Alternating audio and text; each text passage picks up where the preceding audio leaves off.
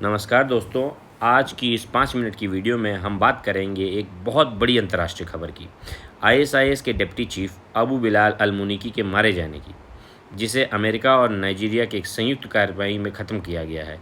यह घटना सिर्फ एक आतंकवादियों को मारे जाने की खबर नहीं है, बल्कि अफ्रीका में आतंकवाद के खिलाफ चल रही लड़ाई का एक बड़ा मोड़ मानी जा रही है।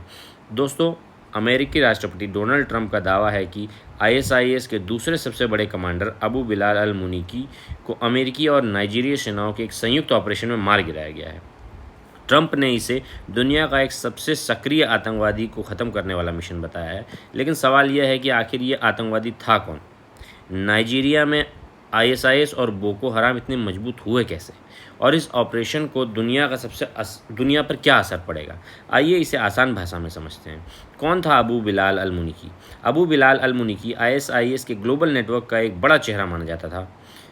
वह खास तौर पर अफ्रीका में आईएसआईएस की गतिविधियों को संभाल रहा था। उसका संबंध आईएसआईएस के उस गुट से था जिसे Islamic State West African Province यानी ISWAP कहा जाता है। यह संगठन मुख्य रूप से नाइजीरिया, चाड, नाइजर और कैमरून जैसे देशों में सक्रिय है।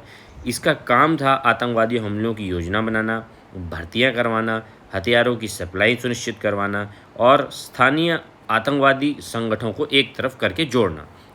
अब ऑपरेशन हुआ कैसे? रिपोर्ट के अनुसार यह ऑपरेशन नाइजीरिया के बोर्नो राज्य के लेक चैड बेसिन के इलाके में किया गया है। यह क्षेत्र पिछले कई वर्षों से आतंकवादियों का गढ़ माना जाता था। नाइजीरिया सेना ने अमेरिकी एफ्रीकॉम यानी अफ्रीकन कमांड के साथ मिलकर एक एयरलैंड प्रिंसिपल ऑपरेशन चलाया, मतलब हवाई निगरानी, इंटेलिजेंस इनपुट और ज़मीन पर कमांडोई कार्रवाई। तीनों को मिलाकर मिशन को अंजाम दिया गया। सबसे बड़ी बात यह रही कि ऑपरेशन में किसी सैन्य या नागरिक की हताहत होने की कोई भी खबर नहीं आई है। दूसरी बड़ी खबर यह है कि 42 बच्चे लापता हो गए हैं। इसी खबर के साथ एक और डरावनी जानकारी सामने आई है। नाइजीरिया के बोर्नो राज्य में एक स्कूल पर हमला हुआ, जिसके बाद कम से कम 42 बच्चे लापता हैं। स्थानीय रिपोर्टों के अनुसार कुछ बच्चों को स्कूल से अगवा किया गया, जबकि कुछ उनके घरों से उठा लिया गया। यह घटना दिखाती है कि भले ही आतंकवादी मारे जा रहे हों, लेकिन ज़मीन पर आतंकवाद अभी भी ख़त्म नहीं हुआ है।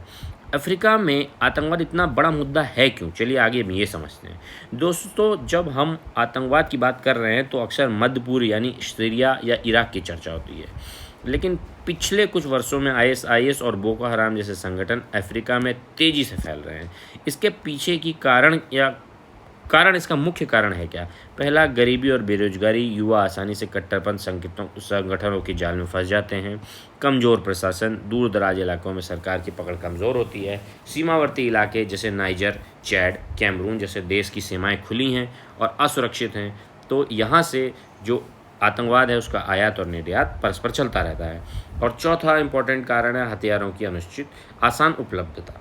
इनके साथ साथ सबसे बड़ा मुख्य कारण ये माना जाता है, जैसे बोलते हैं रिलीजियस इंडोक्ट्रिनेशन। दुनिया भर के कई देश इस रिलीजियस इंडोक्ट्रिनेशन के मुख्य कारण के अनुसार आतंकवाद का शिकार होते जा रहे हैं, जिसमें केवल वेस्टर्न या फिर अफ्रीका के ही देश नहीं है, ईस्टर्न पार्ट में दुनिया में भी आतंकवाद इसी रिलीजियस इंडोक्ट्रिनेशन के कारण फैल रहा है। अब देखते हैं अमेरिका की कि इसमें क्या भूमिका है।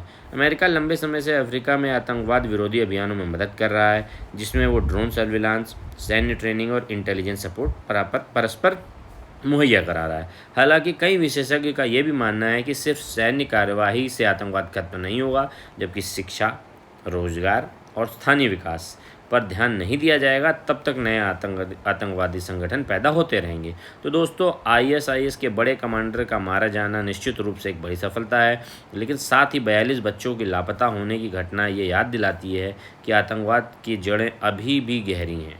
यह लड़ाई सिर्फ बंदूकों की नहीं है, बल्कि शिक्षा, विकास और स्थिर शासन की भी है।